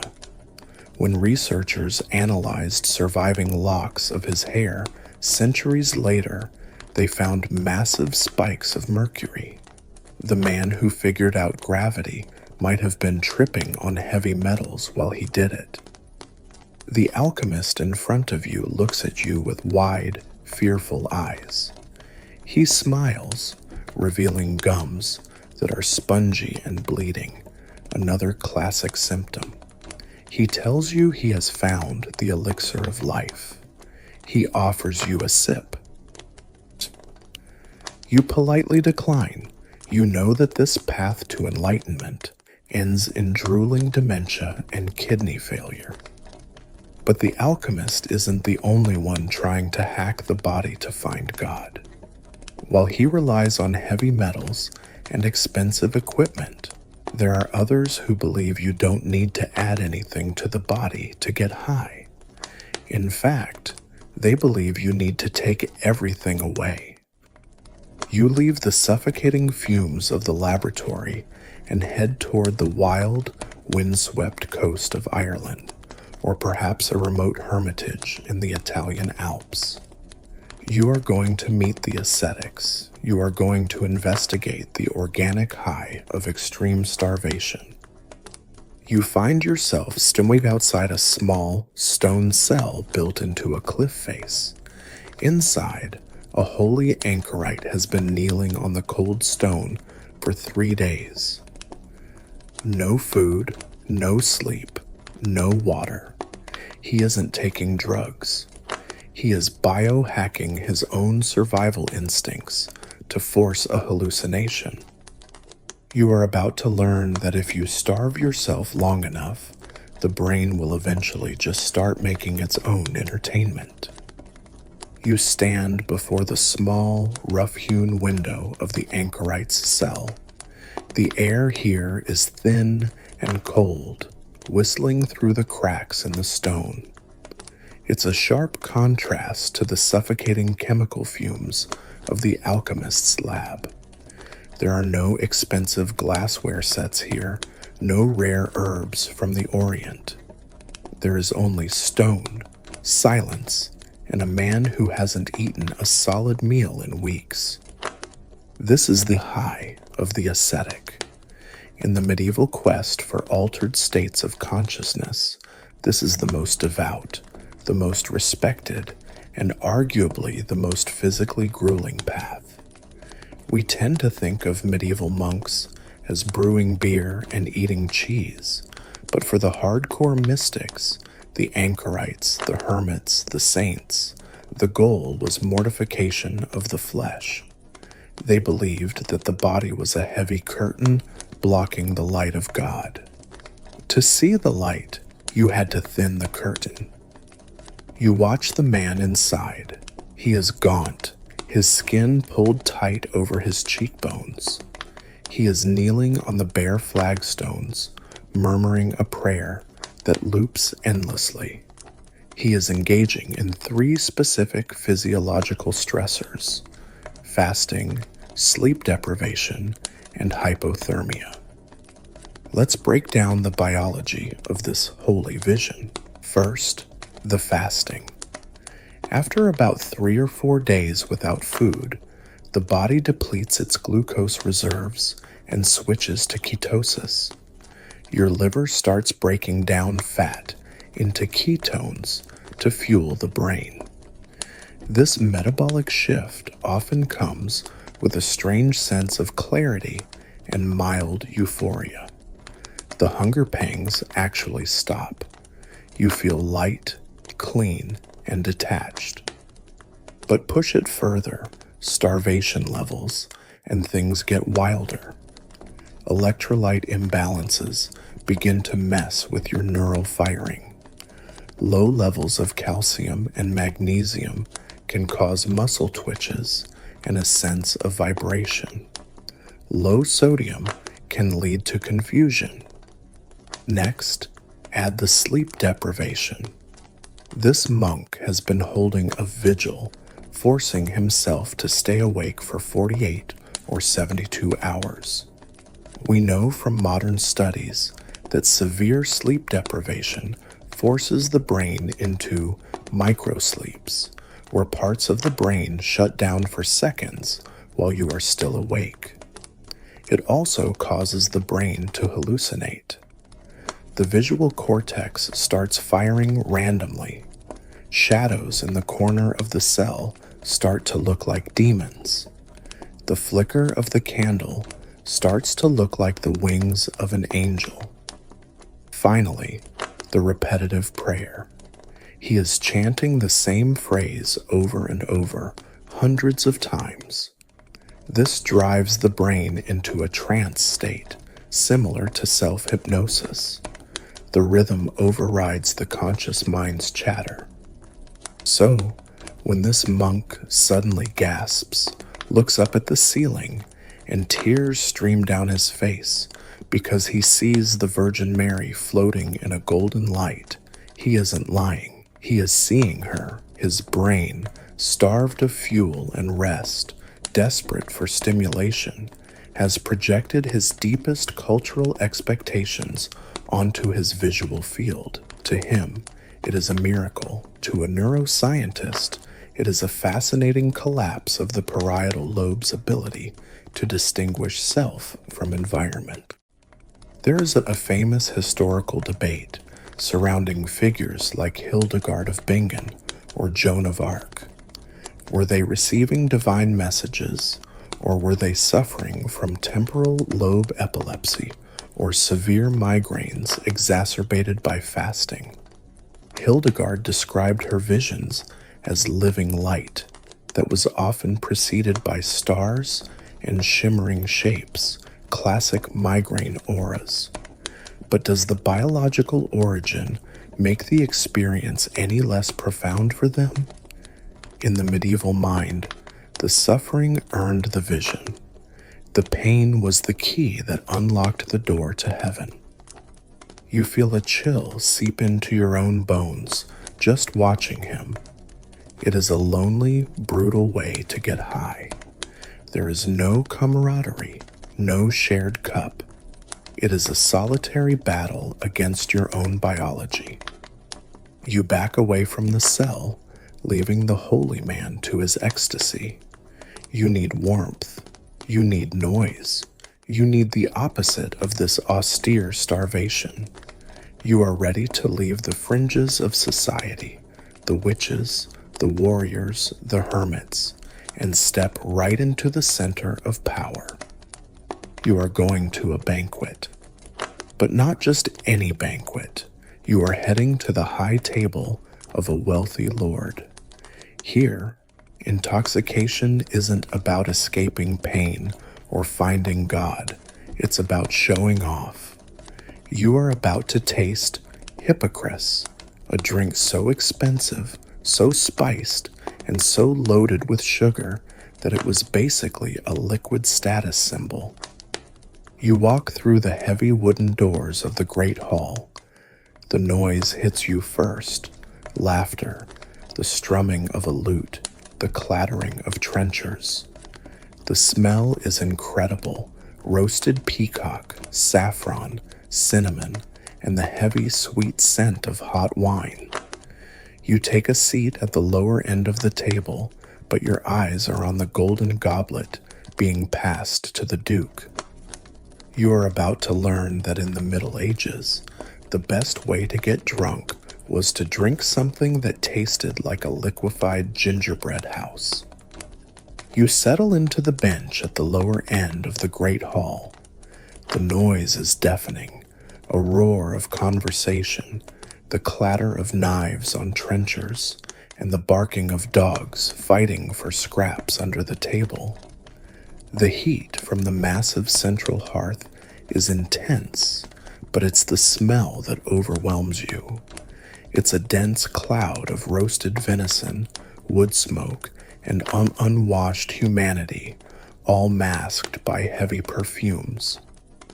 The meal has been an endurance sport of endless courses: roasted swan, jellied eels, pottages of almond milk. But now, the servants are clearing the table. This is the void, the final ceremonial stage of the banquet. It's time for the digestive. And in the medieval noble diet, digestion is serious business. The stomach is viewed like a cooking pot. After you fill it with food, you need to close it with something hot, dry, and sugary to seal in the vapors. Enter the hypocrite. A servant approaches with a silver ewer and pours a dark, viscous red liquid into your cup. It doesn't look like the watery wine you might get at a tavern. It pours like syrup. You lift it to your nose. The aroma is a punch in the face of Christmas. Intense cinnamon, ginger, cloves, and a sharp, peppery kick. You take a sip. It is shockingly sweet, like teeth-vibrating sweet. In a world where sugar is an imported luxury spice known as white gold, this drink is a liquid bank statement. Every sip tells the room, I am so rich, I can afford to dump a pound of sugar into my wine just because I like the taste. But the flavor profile is more complex than just sugar. You taste a heat that lingers in the back of your throat. That's grains of paradise, a peppery spice from West Africa that costs a fortune. You taste galangal and long pepper. This isn't just a cocktail, it's a map of the known world's trade routes, distilled into a goblet. The drink gets its name from the peculiar way it's made. The wine and spices are mixed together and then poured through a conical fabric filter bag to strain out the sediment. This bag, with its long, drooping shape, resembled the sleeve of a physician's gown. Since the most famous physician was Hippocrates, the bag became known as the Manica Hippocratis, or Hippocrates' sleeve. The drink filtered through it became Vinum Hippocraticum, or Hippocras. So technically, you are drinking doctor's sleeve wine. As you sip this syrupy, spicy concoction, you feel a warm, heavy contentment spreading through your chest. This is a cordial, from the Latin cor for heart. It is meant to warm the heart and settle the stomach. Unlike the sharp, frantic high of the alchemist's mercury or the blurry confusion of the dwale, this is a heavy, luxurious sedation. It's the food coma weaponized. The nobles around you are leaning back, their faces flushed. The hypocrite covers a multitude of sins. The base wine used for this was often, let's say, past its prime. By loading it with spices and sugar, the steward could mask the taste of wine that was starting to turn to vinegar. It's the medieval equivalent of making sangria out of cheap boxed wine but with spices worth more than a peasant's house. There is a gentle humor in watching these powerful men and women. They believe they are engaging in a refined medical ritual, balancing their humors with the hot and dry spices to counteract the cold and moist fish they ate earlier. But in reality, they are just getting absolutely hammered on fortified sugar wine. The alcohol content is high, and the sugar rush is real. The conversation at the high table is getting louder, slurring into a comfortable nonsense. You finish your cup. The sweetness is cloying now, coating your tongue. You feel sluggish, safe, and very, very sleepy. The great hall is a warm cocoon of wealth and spice. But you can't sleep here. The servants are extinguishing the torches. The void is over. The guests are stumbling toward their bedchambers, guided by pages with candles. You, however, are not a noble. You have to leave. You slip out the side door, leaving the scent of cinnamon and money behind. The night air hits you, cold, damp, and smelling of the river. You navigate the dark, twisting streets of the city. You are heading away from the castle, down toward the docks, toward the flickering lantern light of a public house. You've seen how the 1% gets intoxicated. Now it's time to see how the other 99% does it on a Friday night. You are heading to a tavern. But this isn't a jolly fantasy pub with a bard in the corner.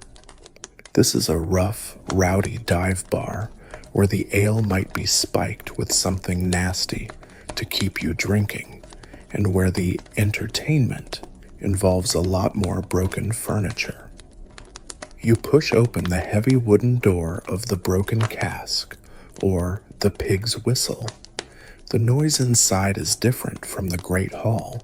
It's angrier, louder, more desperate. You step into the sawdust and the gloom. You are about to navigate the dangers of the medieval tavern brawl. You push through the heavy oak door of the broken cask and are immediately walled by a solid block of noise. If the castle banquet was a symphony of polite excess, this is a heavy metal concert of pure chaos. The air is thick, blue with smoke from tallow candles and a roaring hearth that's cooking something that smells suspiciously like old mutton. But the dominant smell is stale beer, sawdust, and the sharp tang of unwashed bodies packing a small space. You find a spot on a bench that feels sticky. You don't want to know why, and signal for a drink. The tavern keeper, a burly man with a scar running through his eyebrow, slams a pewter tankard down in front of you. You slide a coin across the scarred wood. It's a far cry from the delicate silver goblet of Hippocras you were just nursing. This is rough, ready, and dangerous. You take a sip. You immediately recoil. Remember that small beer you had for breakfast in Section 1? The stuff that was basically liquid bread and water? This isn't that. This is double ale, or strong ale, and frankly, it tastes wrong. It's bitter, yes, but not the crisp, clean bitterness of modern hops. It has a muddy, vegetal funk to it. This brings us to a massive shift in medieval drinking culture. For centuries, ale was flavored with groot, a secret mixture of herbs like bog myrtle, yarrow, and rosemary. Every brewer had their own recipe, but right now, you are standing on the fault line of the hop wars. Hops are starting to creep in from the Netherlands and Germany. They are a preservative, keeping beer fresh for months. but the English hate them.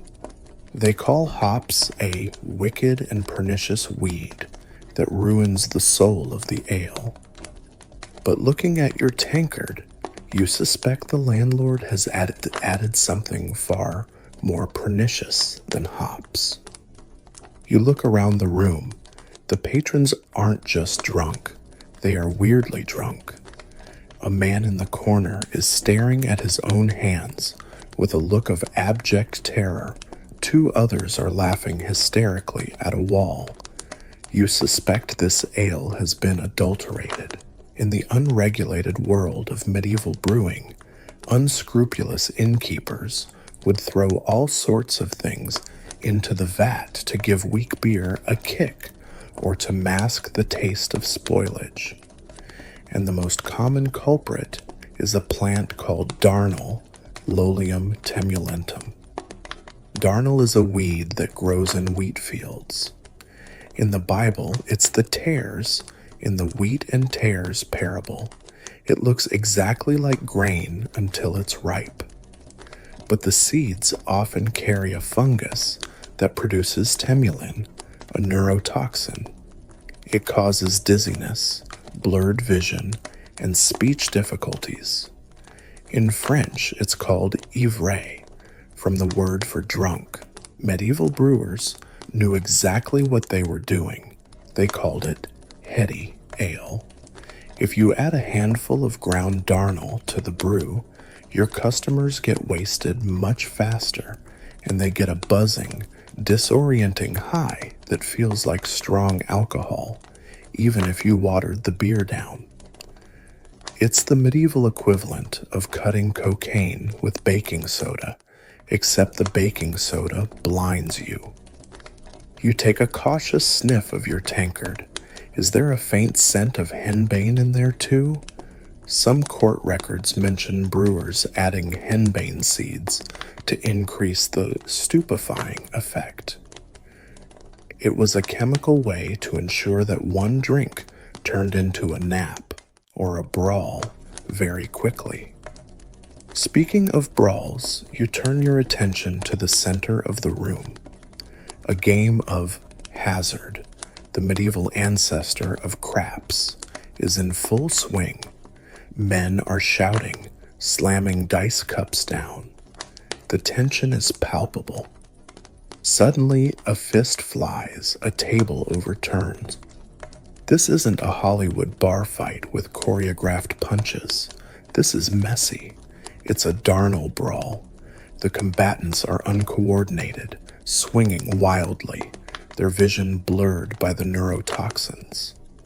One man tries to punch his opponent and misses by a foot, crashing into a post. It's tragic and hilarious.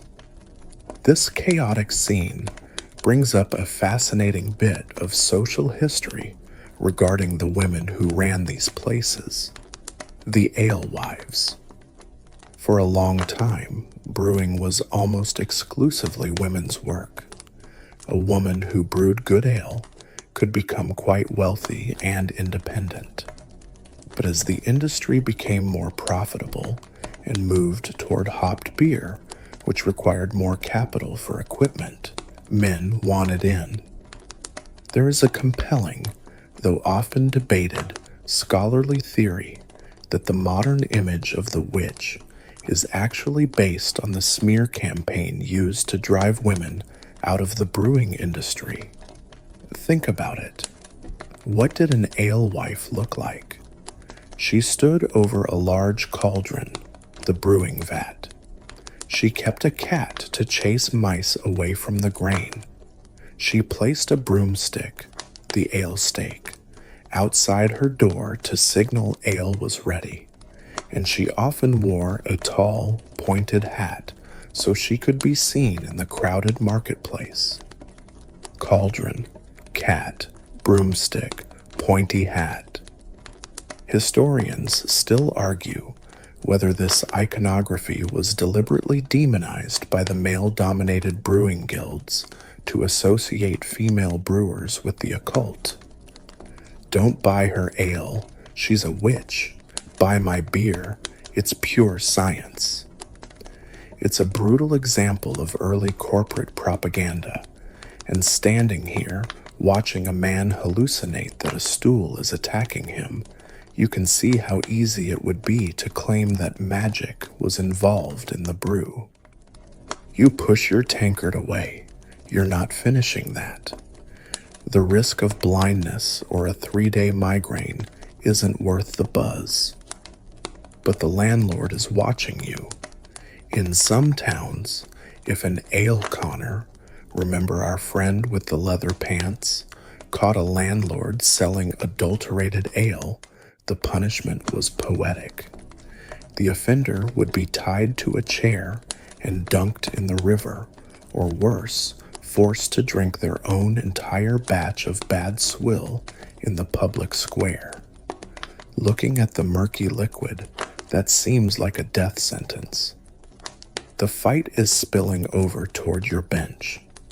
A clay jug shatters against the wall next to your head. The smell of cheap, sour wine mixes with the ale fumes. You stand up, dodging a flying roasted bone. It's time to go. You stumble out of the tavern, your ears ringing. The fresh night air hits you like a slap. You've survived the water, the poppies, the mercury, the starvation, and the spiked ale. But as the adrenaline fades, you feel the cumulative toll of this journey. Your head is pounding, your stomach is churning from the rich hippocras and the fumes of the darnel. You need a cure. You need to fix the damage you've done to your body over the last 15,000 words. You walk through the sleeping city, the dawn just beginning to turn the sky a bruised purple. You are heading toward a final destination. Not a castle, not a church, but a kitchen. You are going to investigate the bizarre, often disgusting, world of medieval hangover cures. Because if you think drinking raw eggs is bad, wait until you hear what they do with raw eels. You wake up, or rather, you regain a painful sort of consciousness. The sun is piercing through the shutters of your room like a heated needle. The tavern, the brawl, and the questionable double ale feel like a lifetime ago, but they have left a very present souvenir.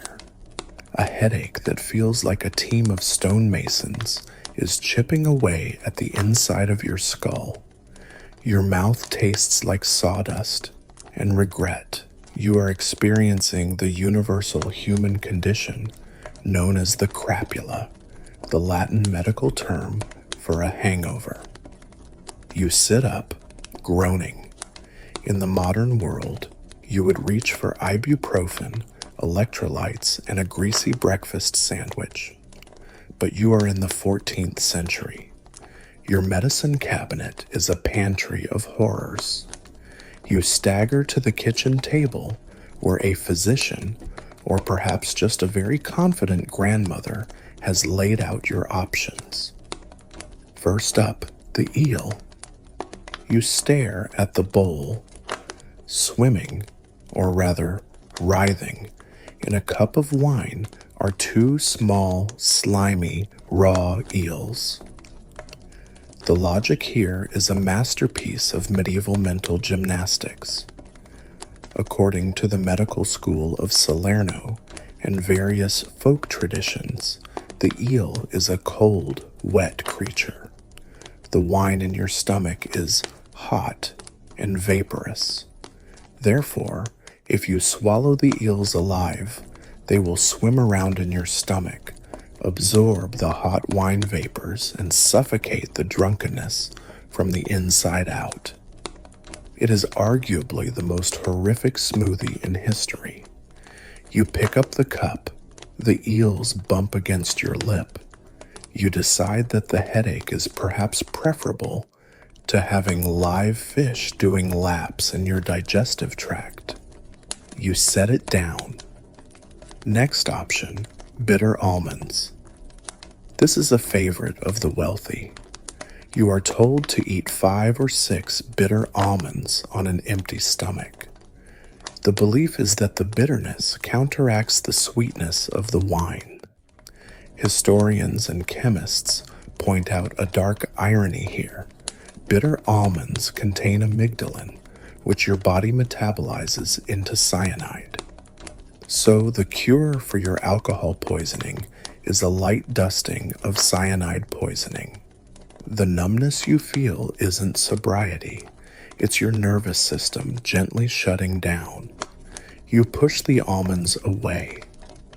You look at the third option, boiled cabbage and vinegar. This is the classic cure, inherited from the Romans and beloved by monks. It's actually not terrible. Cabbage is packed with vitamins, and vinegar, an acid, might settle the stomach. It fits the humoral theory perfectly. The sour vinegar cuts through the sweet phlegm of the alcohol. You take a bite. It's mushy, sour, and sad, but at least it doesn't wiggle. There is a fascinating scholarly debate about whether medieval people understood dehydration. They didn't have the word for it, but they obsessed over drying out the body. They believed alcohol desiccated the brain, which is anatomically true, as alcohol shrinks the brain by drawing out water. Their solution, however, wasn't water, which, as we know, is lava. It was hair of the dog. The phrase comes from the belief that if a rabid dog bites you, you should apply a burnt hair from that dog to the wound to cure it. By the same logic, if wine bit you last night, you apply more wine to the wound this morning. You see a jug of small beer on the table. It is the only safe liquid. You take a sip. It settles your stomach. You are effectively tapering off, re-entering that low-level buzz that sustains this entire civilization. As you sip the beer, sitting in the quiet morning light, you realize something profound. We have spent this entire journey looking for the high. We looked for it in the poppy fields, the alchemist's lab, the rye bread, and the bottom of a tankard. We saw people desperate to escape pain, to see God, to look beautiful, or just to feel different for an hour. The medieval world was hard. It was cold, dark, and often short. The drive to alter consciousness wasn't just about hedonism. It was a survival mechanism. It was a way to borrow a little bit of warmth from a cold universe. Whether it was the monk chanting in his cell or the peasant chewing on a root, everyone was just trying to cope with the sheer weight of existence. But now, the journey is over. The crapula is fading. The noise of the tavern is gone. The screaming of the mandrake is silent. You are just you, sitting in a sunbeam, safe.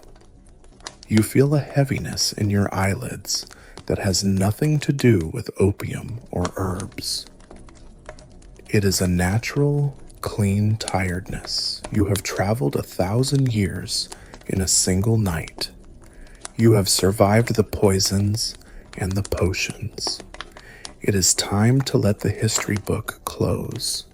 It is time to let the body do what it does best, without any chemical help at all. It is time to rest. Word count, 1085. Awaiting continue, wind down. And so, we leave the medieval world behind. We step away from the smoky fires of the tavern and the cool stone walls of the monastery. We leave the apothecaries to their jars and the alchemists to their dreams. The chaotic sounds of history are fading now. The clatter of the horse's hooves on cobblestones slows down. Clip, clop, clip, clop until it stops completely. The shouting of the market square turns into a distant, gentle murmur, like the sound of the ocean in a seashell. You are back in your own time, in your own safe, warm bed. The air around you is fresh and clean. There are no strange fumes, no bitter drafts, just the soft rhythm of your own breathing. In and out. Think back to the garden we visited at the very beginning. But now, it is empty. The sun is setting there, casting long, golden rays over the quiet rows of sage and lavender. The flowers are closing their petals for the night. The bees have gone to sleep. Everything is still. You can feel that stillness settling into your own body. Your shoulders drop. Your hands unclench. The tension of the day melts away, just like the mist over the fjords. You don't need a potion to find peace. You don't need a spell to find silence. It is right here, waiting for you. Let the darkness wrap around you like a heavy, velvet cloak. It is a safe darkness, a restorative darkness. You are drifting on a calm, quiet sea, floating gently away from facts and dates and stories. There is nothing left to learn tonight. There is nothing left to do. Just drift. Good night.